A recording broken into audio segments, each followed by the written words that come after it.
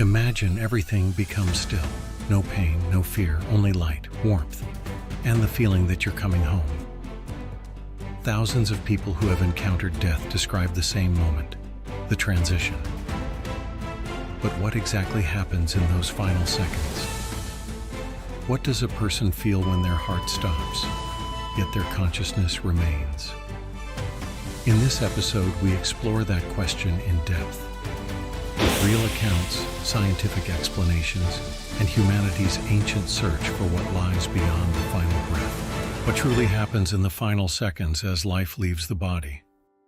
Scientists around the world are exploring this question, and they are encountering phenomena that even the most skeptical researchers find deeply thought-provoking. Neurological studies show that the brain doesn't simply switch off after cardiac arrest. On the contrary, in the first 30 seconds after clinical death, researchers have recorded powerful waves of electrical activity, as if consciousness is making one last stand. These patterns, comparable to a final intense flare of the mind, raise an unsettling question.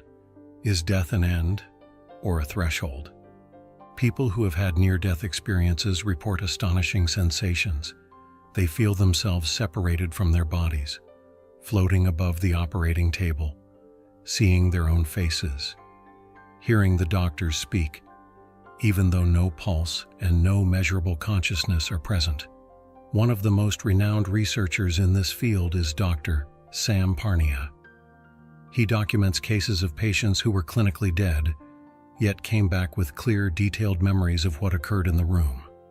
Parnia is convinced these reports are too consistent, too precise, they cannot be dismissed as hallucinations.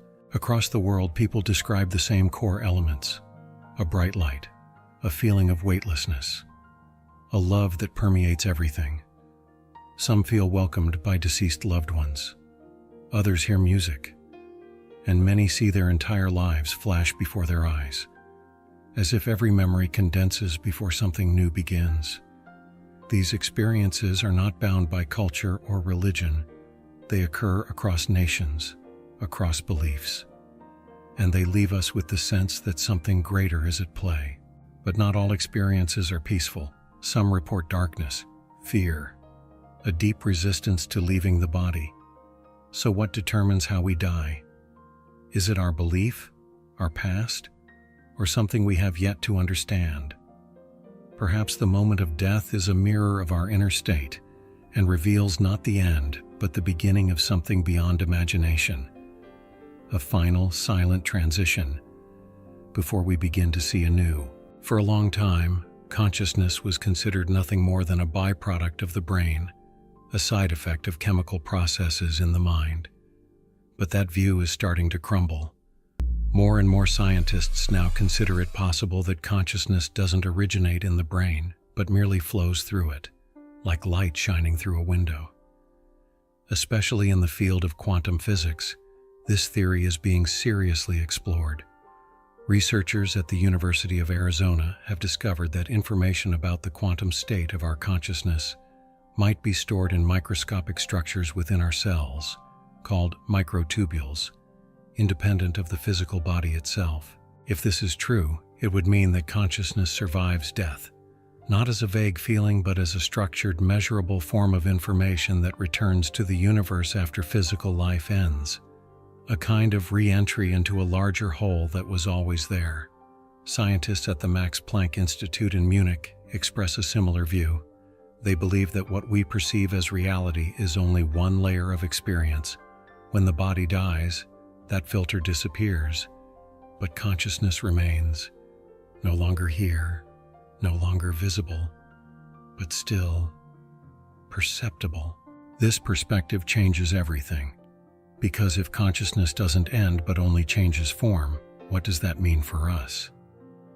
Perhaps the I we feel is not an illusion, but a connection to a deeper layer of existence, a soul, a field, a light, whatever name we give it. In this view, death is not annihilation but transition, a continuation, and maybe that's why so many people who've had a near-death experience say, "I'm not afraid anymore," because they've felt something that words cannot explain. Think of a loved one who is no longer here, and now ask yourself, where are they now? Within you? In another realm? Or maybe still here, just in a way you can no longer see? Maybe consciousness is like music. You can't hold it, but once you've heard it, something stays. And maybe, just maybe, that is what death is. Not a farewell, but an echo that continues. What happens in the very moment when life and death meet? When the final breath fades, the heart falls silent, and something begins that we cannot grasp. More and more reports from people who were clinically dead show a remarkably similar pattern, a feeling of floating, the sensation of being outside one's own body, light, peace, and sometimes an encounter with something that lies beyond the reach of words. Researcher Dr. Sam Parnia has spent years documenting the experiences of patients whose brain activity had already ceased, and yet they were still able to clearly describe what was happening around them. Conversations, touch, details they couldn't possibly have known. These reports are too structured, too precise to be dismissed as mere hallucinations. One especially striking case comes from a man in Southampton. His heart had stopped, his brain had shut down, yet he described a scene from above, seeing himself, the doctors, the equipment, and a woman in the room he didn't know, but who was later confirmed to have been there. For many people, such an experience changes everything. They lose their fear, not because they found an explanation, but because they felt something more real than anything they had ever known. Scientists have tried to explain these phenomena biologically, with theories of oxygen deprivation, electrical discharges, or chemical reactions. But none of these theories can explain why so many people report the exact same things, why so many begin to have strange dreams even weeks before death, speaking with deceased relatives or traveling through peaceful, otherworldly landscapes. It's as if consciousness is preparing itself, as if it knows it's about to move on, just in a different way. Imagine you're lying in bed, everything is quiet, and suddenly there's this light, this warmth, and you feel you are not alone, you are being welcomed. Maybe this is the moment that so many describe as a return home. No shock, no end, but a gentle beginning, a new space where nothing is missing and everything remains. And perhaps this is what we've always felt deep inside, that death is not the final chapter, but the beginning of something our minds can barely comprehend. The reports, the research, the dreams, they don't give us a complete picture, but they hint at something waiting beyond the curtain of life. Something not made of flesh, but of consciousness. Something that remains, even when all the outer layers fall away. I don't make these videos because I have the answer. I make them because I'm searching too.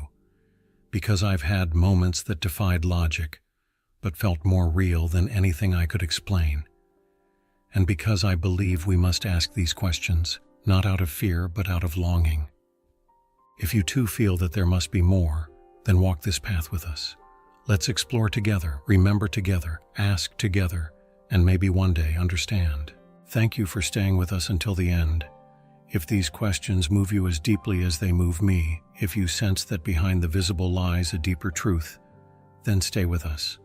Subscribe to this channel, activate the bell, and become part of a community that seeks, feels, and never stops asking.